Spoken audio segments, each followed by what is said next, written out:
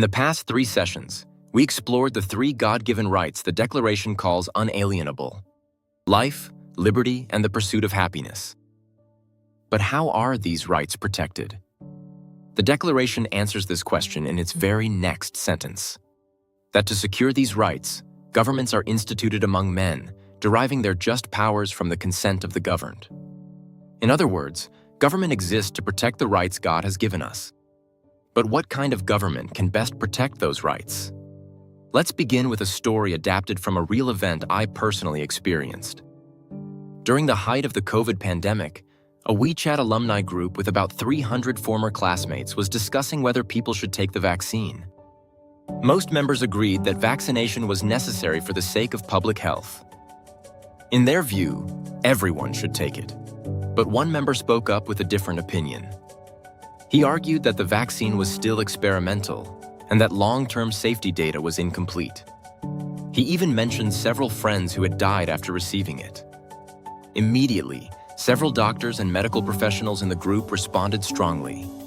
They accused him of spreading misinformation. Words like misleading and disinformation were used.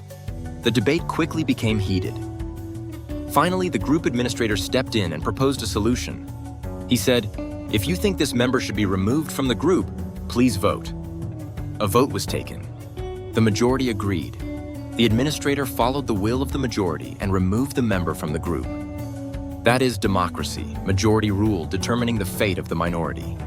But the story did not end there. Months later, reports about vaccine side effects began to emerge more widely. Scientific studies raised concerns about potential heart-related risks. 2 members of that same group later died. One from heart disease and another from sudden cancer, both after vaccination. At that point, another member reflected on what had happened earlier. He said, "Maybe the person we expelled was right. If he didn't break the group's rules and was only expressing a different opinion, perhaps we should not have removed him so quickly." That is constitutional republic. The rights of the minority are protected even when their views are unpopular. Regardless of one's view on COVID vaccines, this story illustrates the difference between democracy and a republic. And make no mistake, the form of government the founders envisioned was a republic. Benjamin Franklin famously captured this idea at the end of the Constitutional Convention in 1787. When a woman asked him what kind of government the delegates had created, Franklin replied, "A republic, if you can keep it." James Madison made a similar point in Federalist No. 10, written that same year. He warned that pure democracies had often been unstable and dangerous, writing that democracies have historically been spectacles of turbulence and contention, and incompatible with the protection of personal security and property. The founders understood the dangers of pure democracy because they believed human nature is both dignified and fallen. If left unchecked, even a majority can act unjustly, what we sometimes call mob rule. But where did the founders learn these ideas? To answer that question, we must go back to Scripture. Covenant theology was widely preached in the American colonies during the 17th and 18th centuries. One example is Exodus 24:1, chapter 8.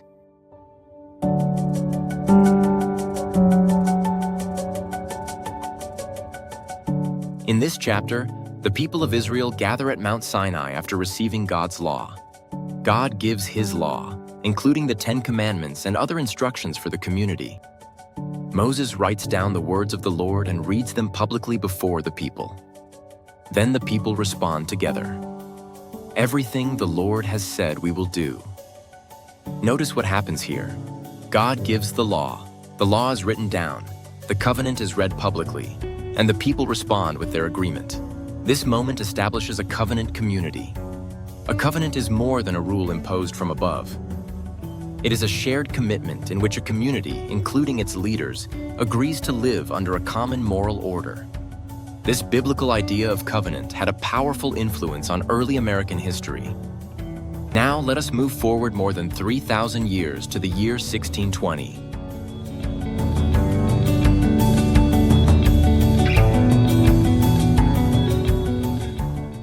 A group of English settlers known as the Pilgrims crossed the Atlantic Ocean on a ship called the Mayflower.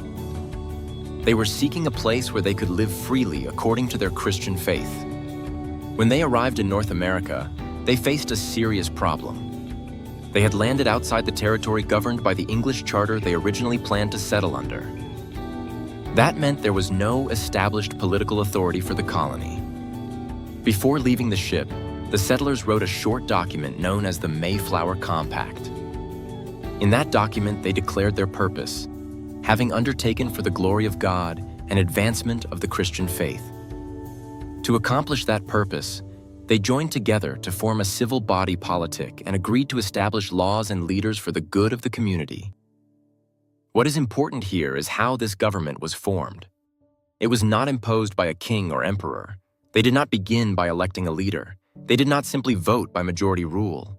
Instead, they established a covenant first, a shared agreement that stood above both the people and their leaders.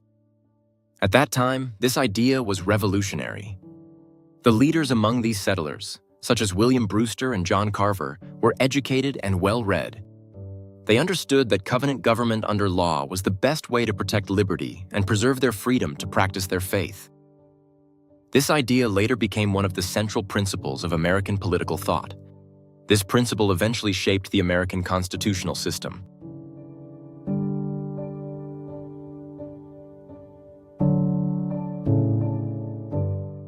Years after I first came to the United States, I experienced this idea personally.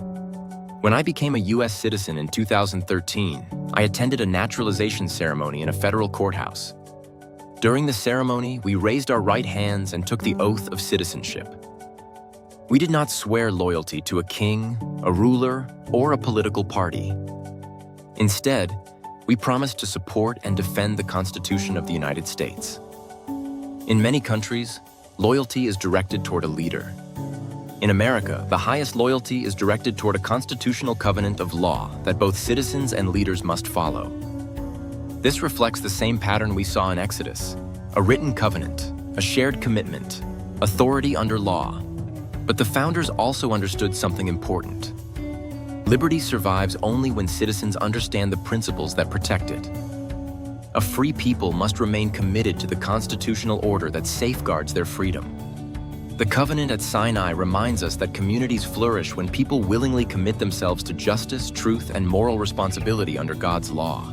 That kind of commitment requires faith and liberty working together to shape virtuous, God-fearing citizens. Now let's look at some common questions coming from our communities.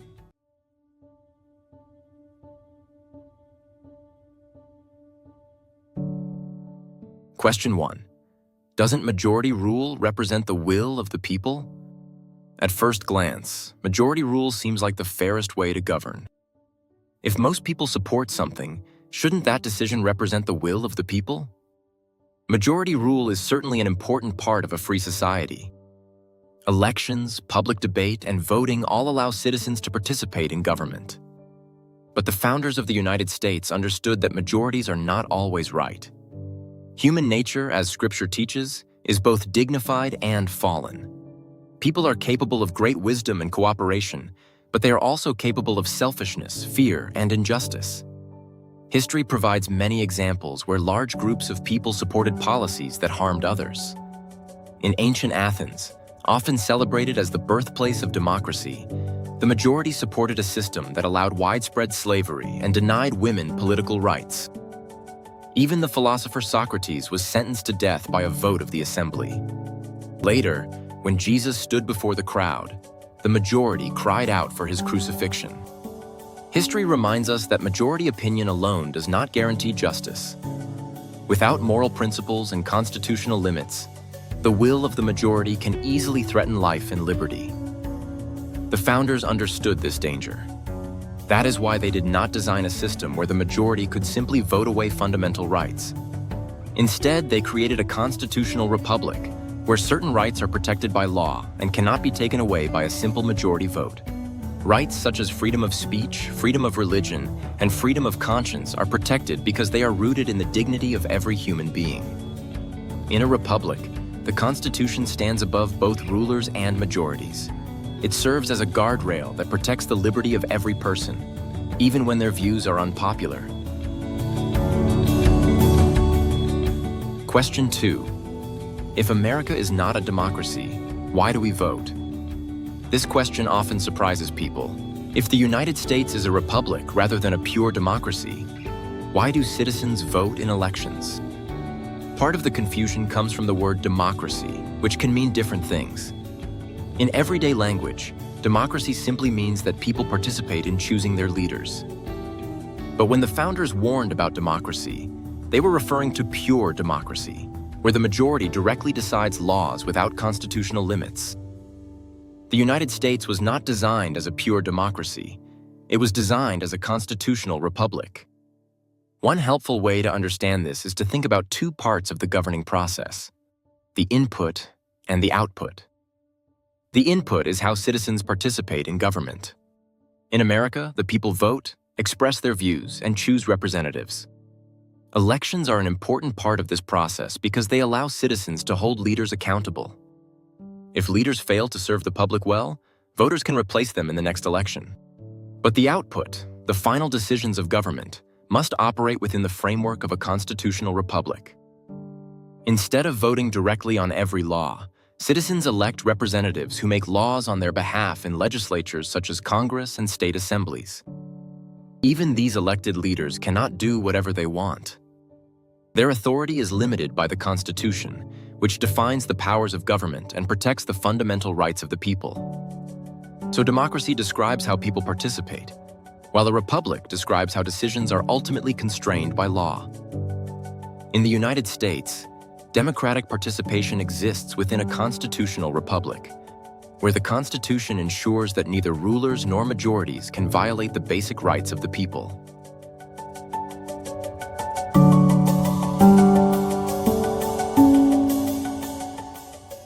This leads us naturally to the next question. If government is created by the consent of the governed, and if the Constitution limits what government can do, then how is that government structured?